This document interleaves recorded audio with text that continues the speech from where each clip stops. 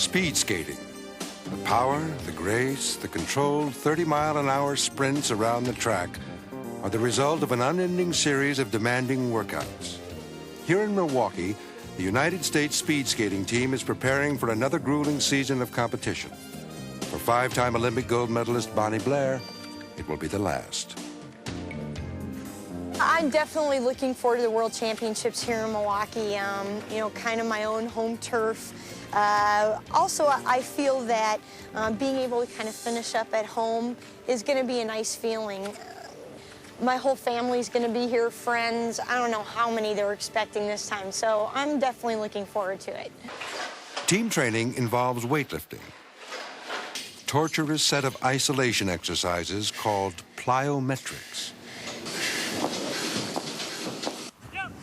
And every other day, they spend the afternoon running up hills.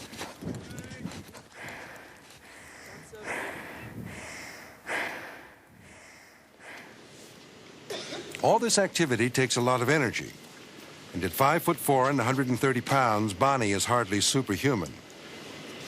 So what's the secret of all that record-setting speed? Is she on a special diet?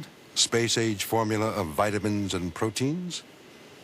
One thing that people have kind of always teased me about is usually day competitions, I always have a peanut butter and jelly sandwich. And, you know, that's just been something that's worked well for me. I enjoy that. That's probably one of my favorite lunch foods anyway. So, you know, when you are at a competition, sure, you're going to have some nerves. And so you have to find something that's going to sit well with you in your stomach. And that's important. And to me, a peanut butter and jelly sandwich is what works best. For a jolt of energy, there's nothing quite like the sugar and carbohydrates in Bonnie's snack.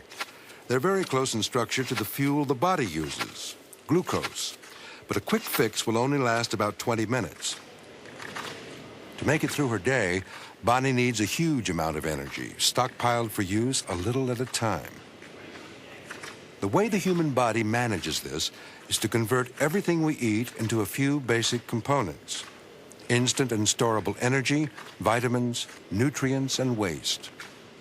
In a process never to be discussed at the dinner table, here's what happens after we chow down. The first stage of digestion is simple. Moistened by the saliva of the mouth, muscle contractions move the food down the gullet toward the stomach. Here, whatever we've taken in will be turned into something more manageable.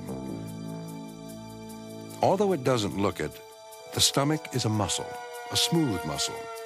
It flexes over and over again, slowly squeezing whatever we've eaten into pulp. Depending on the food, this process can take up to several hours.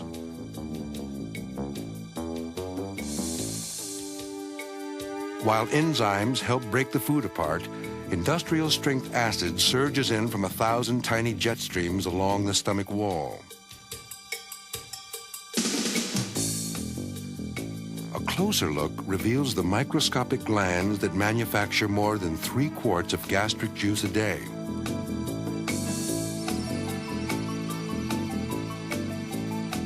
It's a powerful brew, mostly made up of hydrochloric acid, a substance that can turn metal to mush.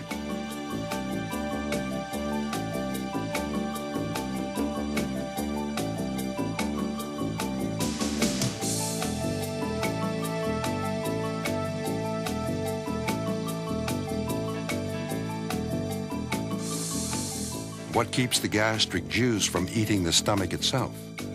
The answer lies in the shiny reflections on the surface. They are part of the mucous membrane, the thin protective layer that not even hydrochloric acid can penetrate. Salt, alcohol, and certain other foods can, and too much of any of them may result in an ulcer. The burn marks on this stomach wall show what the acid can do if the protection of the mucus is stripped away. While stomach ulcers have most often been blamed on diet and stress, recent studies indicate certain bacteria can also be the culprits. A healthy stomach can break down just about anything we serve it up. I'm actually lucky that I'm not too regimented. I'm not too picky about what I eat. Being an athlete, you do try to like to get a lot of carbohydrates in, so, you know, some pastas. But I also grew up being younger, meat and potatoes type person. So, you know, I like my meat and potatoes. I'm not a real big vegetable eater, but I do have something green every day. And, you know, whether I chase that with milk or whether it's a salad, which I enjoy, then that's okay. But sometimes I have to chase those vegetables with milk.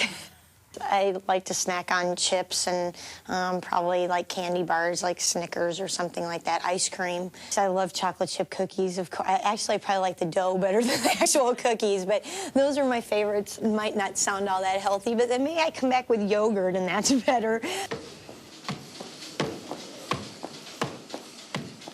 If you think Bonnie's diet sounds good, be prepared to train as hard as she does to burn it all off.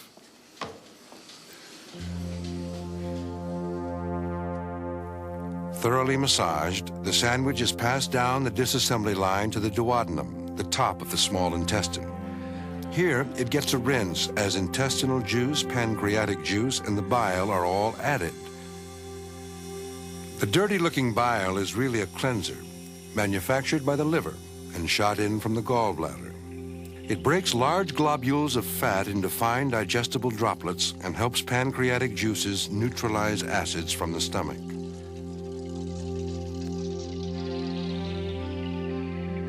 The gallbladder concentrates and stores the bile until it is needed.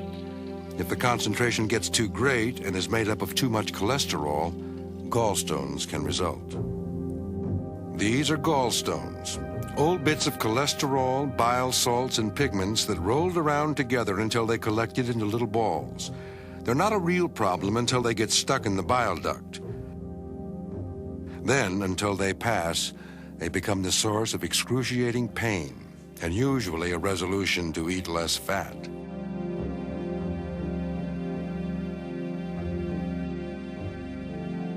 By the time our meal reaches the small intestine, it has been turned to soup. From here, useful nutrients will be taken up by the body, while muscle contractions draw the fiber, other undigested substances, and water into the large intestine. The journey through the large intestine can take up to 12 hours. Needed fluids and water are removed, along with most of the bile that was added. The bile that remains accounts for the brown color of human waste. These are bacteria feasting on our food remains. These helpful microbes produce vitamins and consume leftover nutrients and oxygen, causing intestinal gas in the process.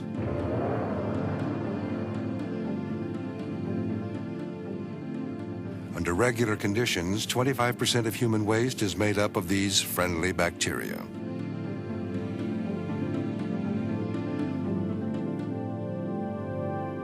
The process of the body taking what it needs from the food we eat is called absorption. This takes place here, back in the small intestine, where the body soaks up the good stuff for distribution. But bacteria are also present in the small intestine. How does the body absorb nutrients while screening out the bacteria that could be dangerous in other parts of the body? These tiny finger-like projections that line the small intestine walls are called villi. Like a super absorbent rag mop with filter attached, the villi are able to soak up the nutrients and leave the bacteria behind. Here's how it works. On the top, each villus finger are 6-sided cells, 1/10,000th of a millimeter across. The bacteria are too big to fit between these tightly knit fibers, but glucose and other nutrients easily slip through. Here at the cell's surface, tiny greenish fat globules float right in. Enzymes, here looking like red jelly beans, turn complex sugars into simple sugars that can be pulled into the cell through openings in the cell membrane, seen here as cups on the cell surface. Now it's on to the bloodstream. Some of the sugar goes directly to the muscles, but that can only power us for brief spurts. The rest needs to be stored for when we need it. Bonnie's snack is now being put to use. Her sandwich, the yogurt, and a few crispy tortilla chips have been broken down. The high-octane fuel pulled from them, glucose, powers her every stride. But it takes more than raw fuel to make a champion. I've been real lucky to be able to work with the men on our team, and they've been very helpful to be, in a sense, bring me to speeds that I would never be able to go on my own. Being able to skate behind them, skate in their draft, has been a very big plus for me. You know, I'm lucky that my boyfriend's in the sport, and I can be his shadow. Even sometimes he likes to be my shadow. It's been said I've been one of the better technical skaters in the sport, so a lot of times then he likes to skate behind me just for the technical aspects, where I like to skate behind him for more of the speed aspects of the sport. So it's kind of nice to be able to have your best friend there with you all the time, going through all the workouts day in and day out, be there to supporting you, help you when things are going wrong, and pat you on your back when things are going right. Perfect. I'm just not strong enough.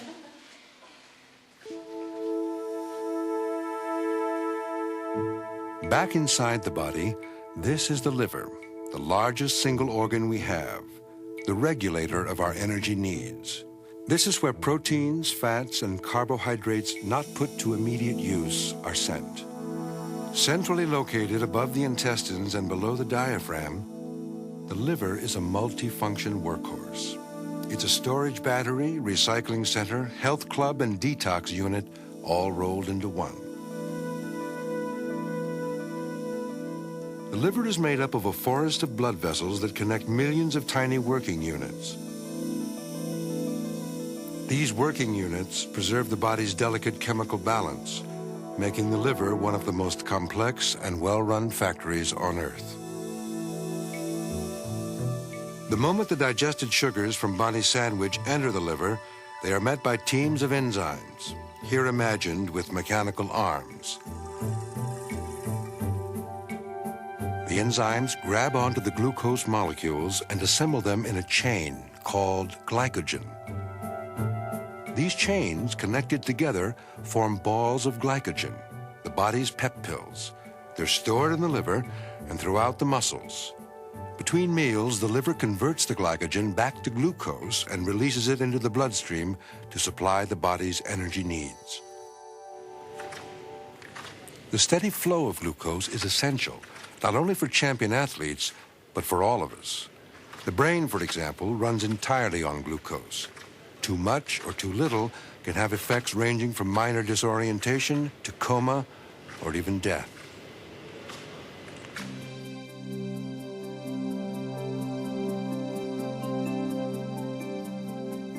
The liver is also able to manufacture many different proteins.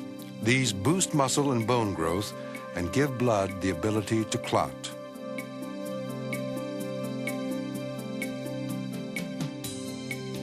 The liver's protein factories, here lit up like spaceships, are called ribosomes. The snake-like ribbons flowing toward them are messenger RNA molecules, each one carrying the blueprint for the assembly of a single protein. In a fantastic display of assembly line engineering, building blocks called amino acids are hooked together in a precise order to form long protein chains.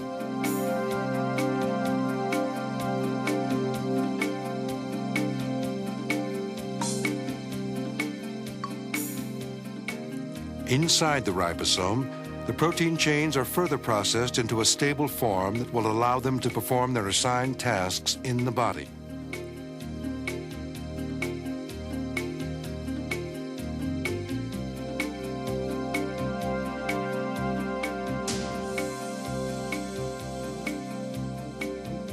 A million proteins are produced every minute. With the new protein complete, it's time for the rollout, out of the liver and into the bloodstream for distribution.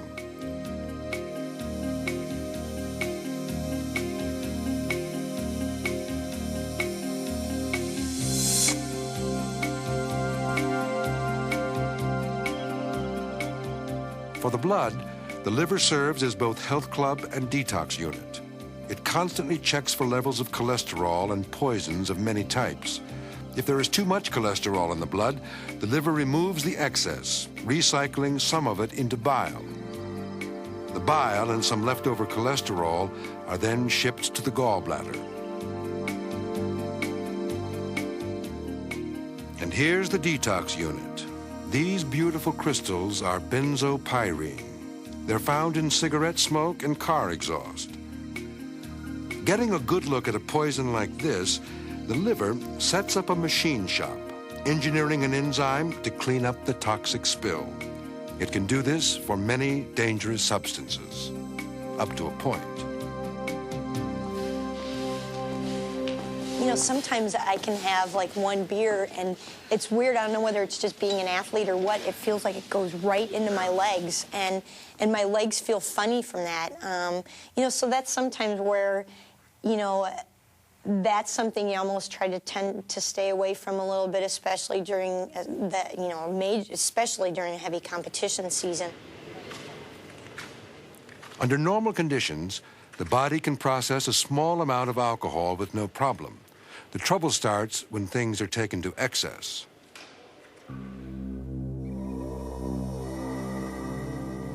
A few drinks and an empty stomach can have an immediate negative effect. The alcohol gets past the mucous membrane and kills some cells in the underlying blood vessels, causing bleeding to occur. Aspirin and excessive amounts of salt can do the same thing.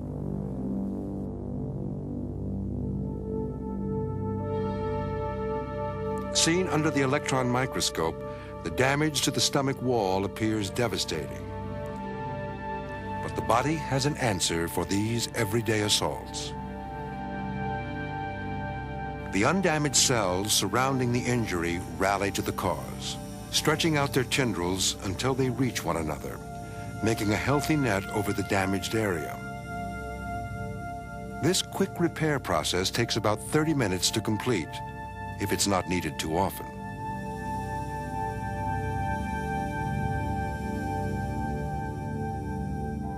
In the liver, these lobes are in more serious trouble. Weakened by virus or parasites or the long-term effects of alcohol, they are unable to process all the food that is entered. Instead, the food turns to fat, here tinted blue. The fat fills the liver lobe until the cells burst.